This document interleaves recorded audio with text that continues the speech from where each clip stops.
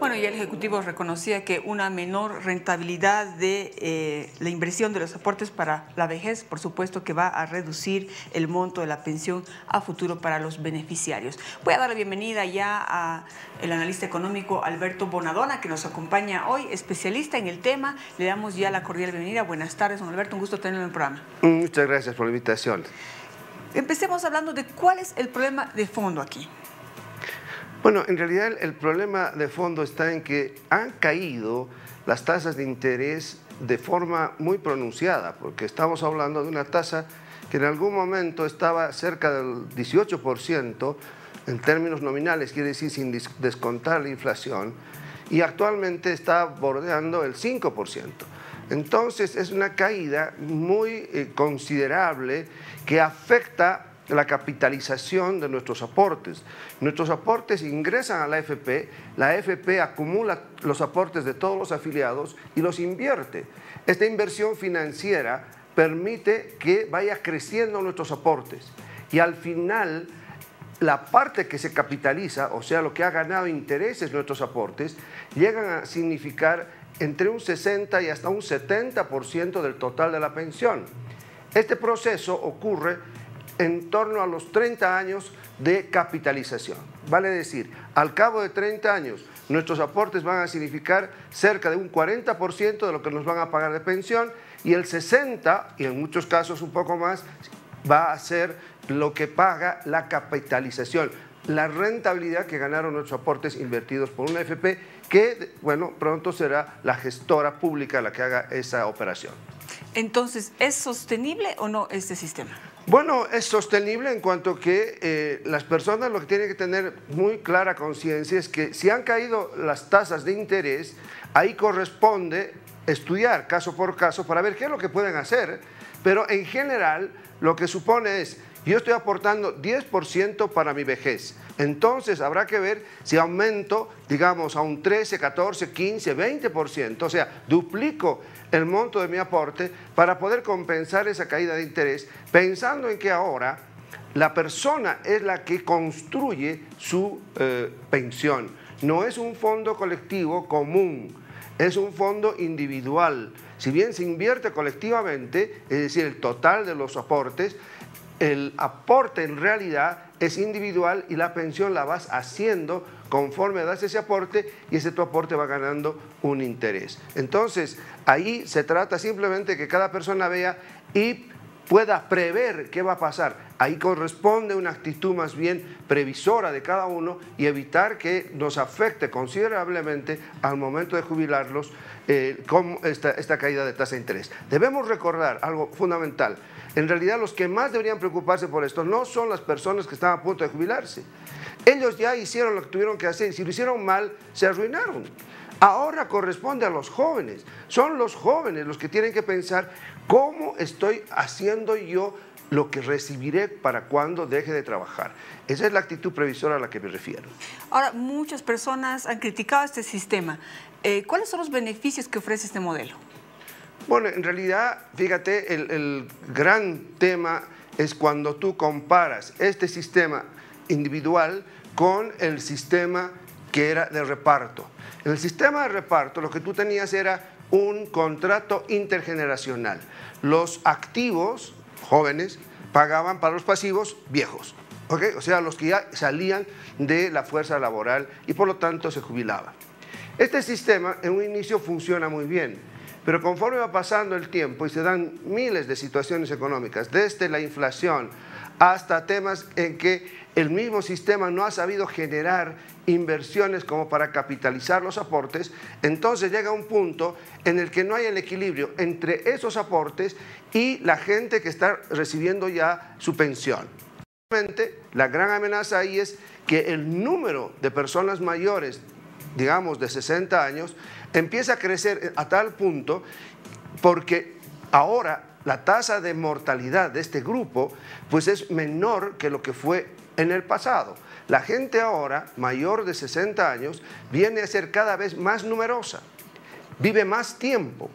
En consecuencia, va a absorber cada vez más los recursos que aportan los activos. Este es el tema que han encontrado países europeos, han encontrado incluso Estados Unidos. Se piensa de aquí a unos 20 años va a tener que modificar todo su sistema de reparto. Otros países en América Latina se encuentran con la misma situación y por lo tanto esa es la gran amenaza. La cantidad de personas mayores que empiezan o que en realidad ya han empezado hace tiempo a vivir más tiempo, son más numerosas y requieren más capital, más dinero de los aportantes que están activos. Entonces, el sistema actual se basa en que yo aporto la plata que voy a obtener de mi salario, una fracción, básicamente 10% para vejez, y este 10% en un periodo, ahí la debilidad está en que tengas el suficiente tiempo trabajando, 30 años al menos, para poder llegar a una pensión que va a ser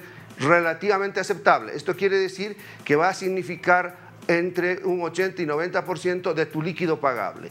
Si ese cálculo está bien hecho, estás haciendo lo que tienes que hacer, pues nada, no vas a tener mayor problema.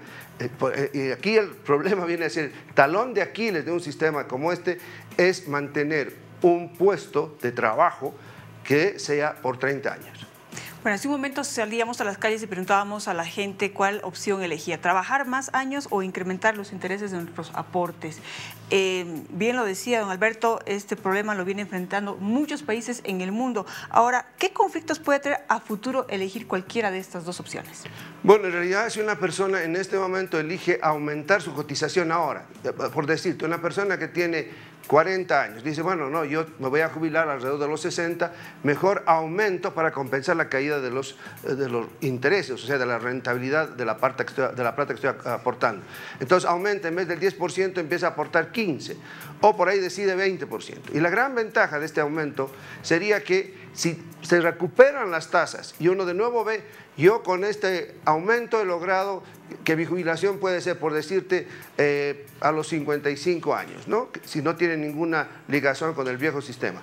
Entonces, esa persona, haciendo nuevamente esas aproximaciones, puede decir, bueno, yo dejando una fracción desde mi aporte voluntario, puedo retirar otra. O sea, hay esas opciones que se presentan, porque la parte voluntaria en el sistema actual la puedes retirar porque se constituye en un ahorro de libre disponibilidad.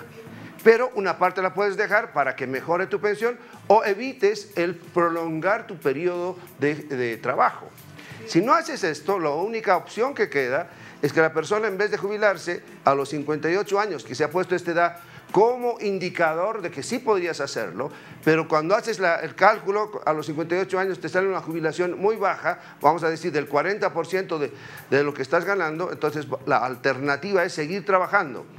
Y si llegas a los 58, pues tal vez seguir trabajando hasta los 65, ¿no? Pero ahí habrá habido una falta de previsión.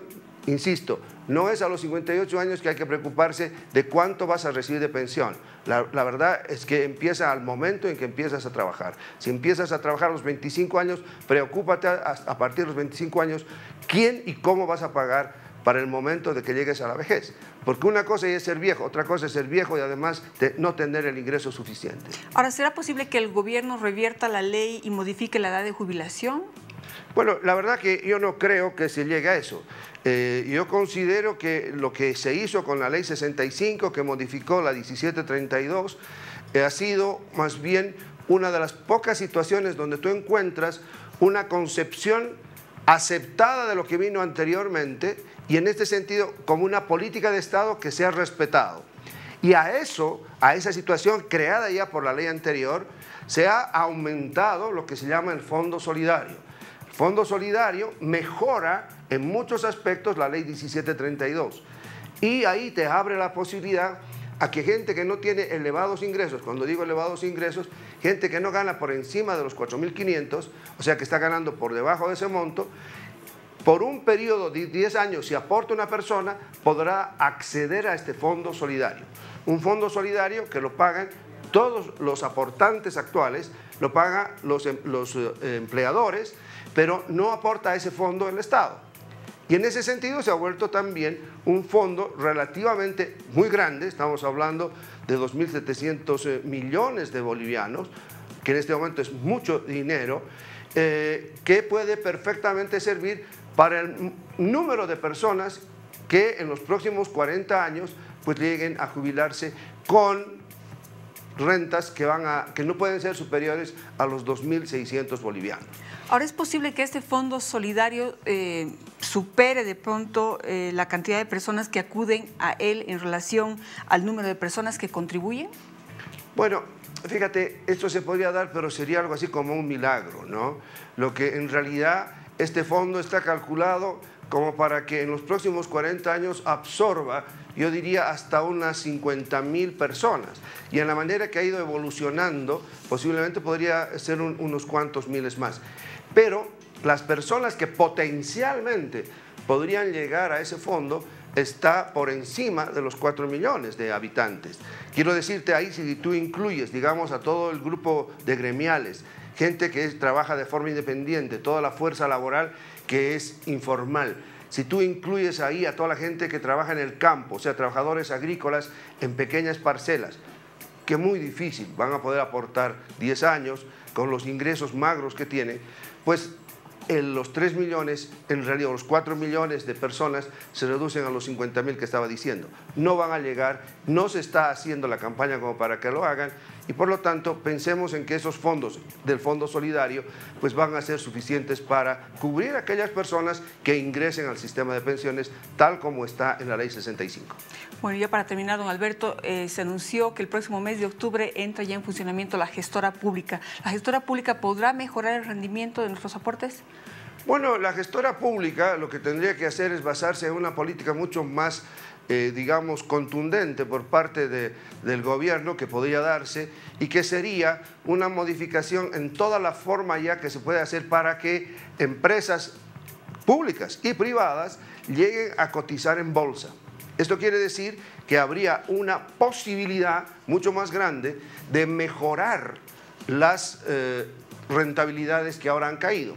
Esto significaría dos cosas. Una, y para mí la más importante, es que las empresas públicas y privadas puedan emitir acciones y que no solamente las pueda comprar la gestora pública, con todas las calificaciones que se requiera, con todos los recaudos previsionales y de prudencia que se requieran.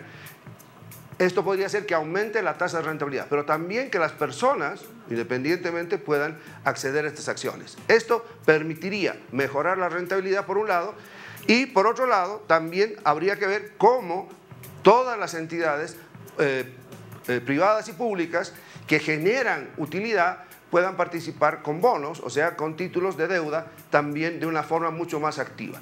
Yo la verdad priorizaría que sea acciones, vale decir, participaciones en la propiedad de las empresas que permitiría generar mejores recursos para la rentabilidad y de esta manera podrían también mejorar las futuras pensiones.